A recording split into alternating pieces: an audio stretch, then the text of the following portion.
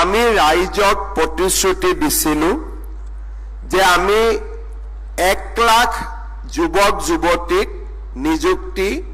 দিবলৈ যাম আৰু আমি কৈছিলোঁ যে এই নিযুক্তি আমি এটা নিৰ্ধাৰিত সময়ৰ ভিতৰত শেষ কৰিম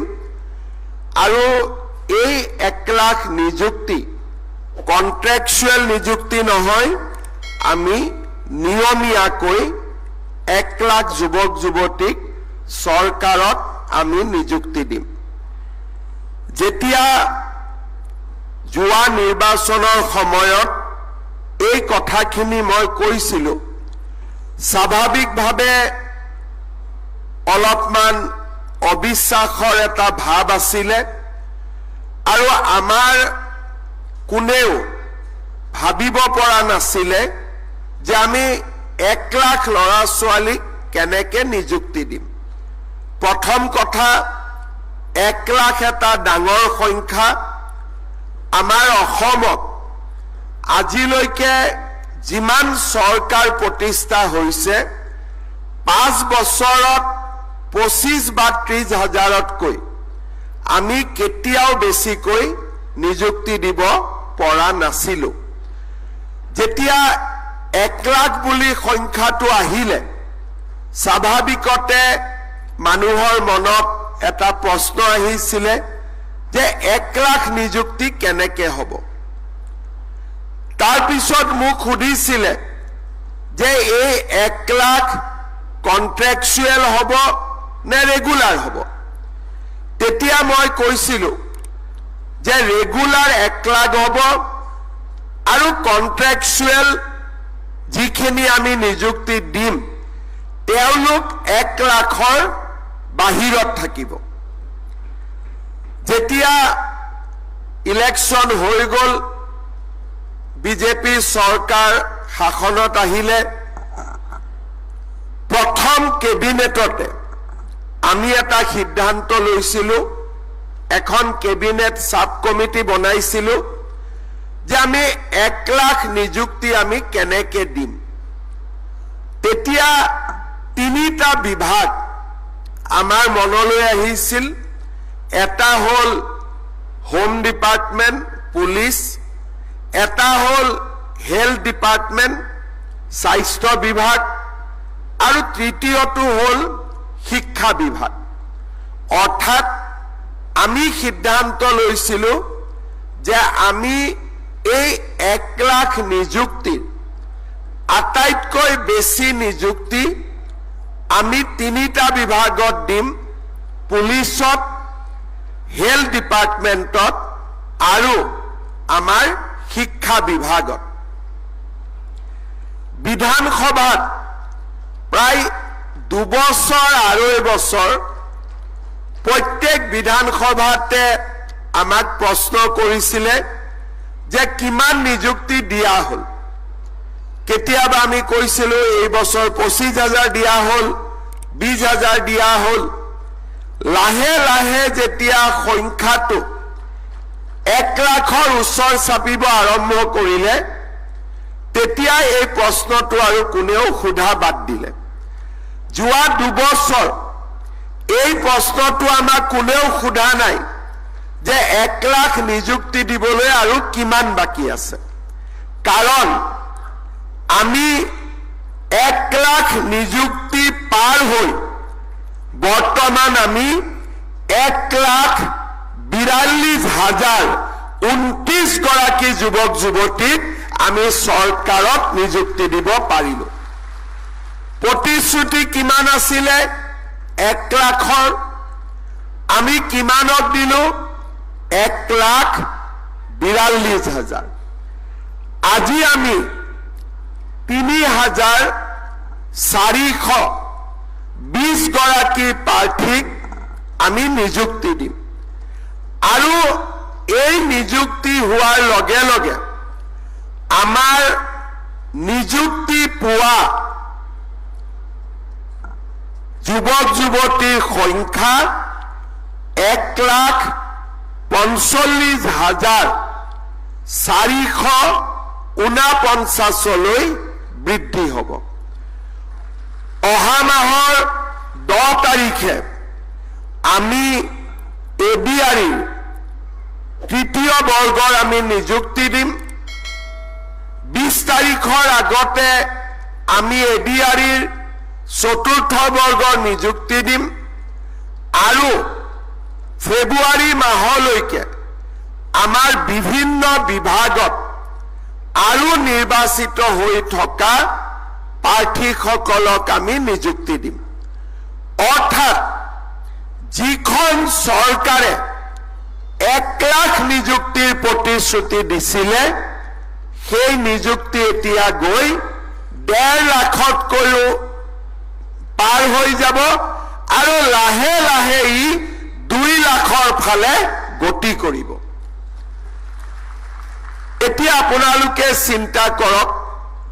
যে আজি আমাৰ ৰাজ্যত যদি এই 1.5 লাখ ল'ৰা ছোৱালীয়ে চৰকাৰী চাকৰি নাপালেহেঁতেন বা পঢ়া শুনা কৰাৰ পিছতো কৰ্ম সংস্থাপনৰ সুবিধা নাপালেহেঁতেন আমাৰ ল'ৰা ছোৱালীয়ে পঢ়া শুনাৰ প্ৰতি কিমান আগ্ৰহ কৰিলেহেঁতেন আজি আমাৰ অসমত পঢ়া শুনা কৰিলে চৰকাৰী চাকৰি পাব পাৰে এটা যুৱক যুৱতীৰ মাজত ডাঙৰ এটা জনবিশ্বাস গঢ়ি উঠিছে আজি আমাৰ ল'ৰা ছোৱালীয়ে ৰাতিপুৱা সোনকালে উঠি ষ্টেডিয়ামত দৌৰে আমাৰ ল'ৰা ছোৱালীয়ে আজি নাৰ্ছ পঢ়ে লেবৰেটৰী টেকনিচিয়ান পঢ়ে আজি আমাৰ ল'ৰা ছোৱালীয়ে টেট পৰীক্ষাৰ বাবে নিজকে প্ৰস্তুত কৰে এটা সময়ত স্কুল কলেজ শিক্ষা ব্যৱস্থাৰ প্ৰতি আমাৰ যি এক অনীহা আছিলে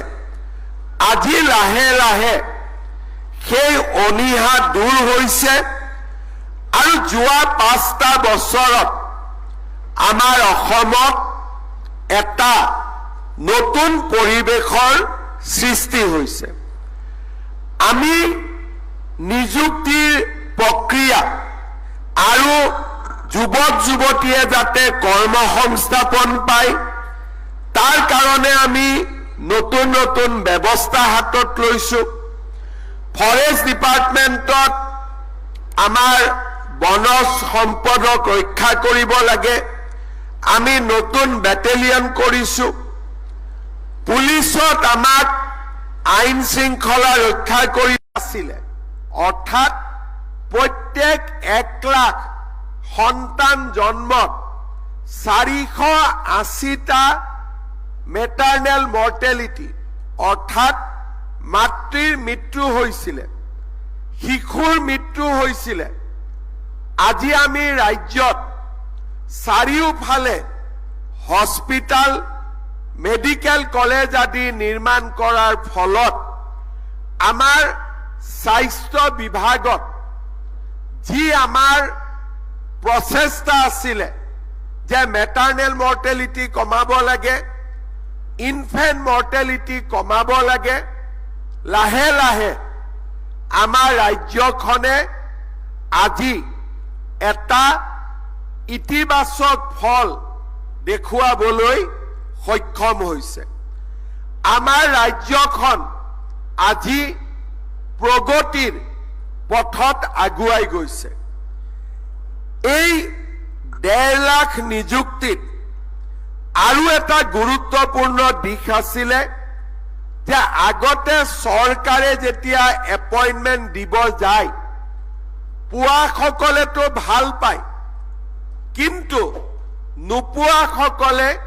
কোৰ্টলৈকে যায় আৰু কোৰ্টত কেছ কৰি এপইন্টমেন্টৰ প্ৰচেষ্টা বন্ধ কৰি থৈ দিয়ে কেতিয়াবা কেতিয়াবা 10 বছৰলৈকে আমি এপইন্টমেন্ট দিব নোৱাৰিছিলো এইবাৰৰ নিযুক্তিত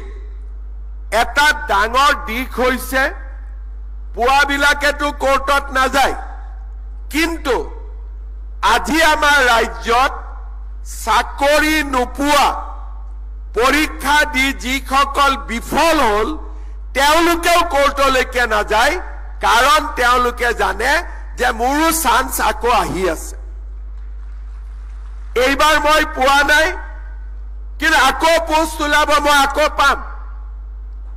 এইবাৰ মই কিবা কাৰণত নাপালো, অহাবাৰ মই পাম। তাৰ কাৰণে 1.5 লাখ নিযুক্তিৰ পিছতো আদালতত এটাও গোচৰ হোৱা নাই। আগতে আদালতত গোচৰ হবই, ষ্টে অৰ্ডাৰ আহিবই, আৰু পোৱাসকলৰ পৰা উকিলে টকা পায়, নোপোৱাসকলৰ পৰা উকিলে টকা পায়। এতিয়া উকিলৰ ওচৰত কোনেও নাযায়, কাৰণ তেওঁলোকে জানে যে কিবা কাৰণত এইবাৰ যদি আমি পোৱা নাই, অহাবাৰ আমি নিশ্চয় কৰি পাম। তাৰ লগে লগে আমাৰ ৰাজ্যত চৰকাৰী চাকৰিৰ সমান্তৰালভাৱে এটা উদ্যোগীকৰণৰো পৰিৱেশ আৰম্ভ হৈছে। আজি আমাৰ অসমত যিমান ডাঙৰ ডাঙৰ হস্পিটাল আছিলে, মেক্সৰ পৰা আৰম্ভ কৰি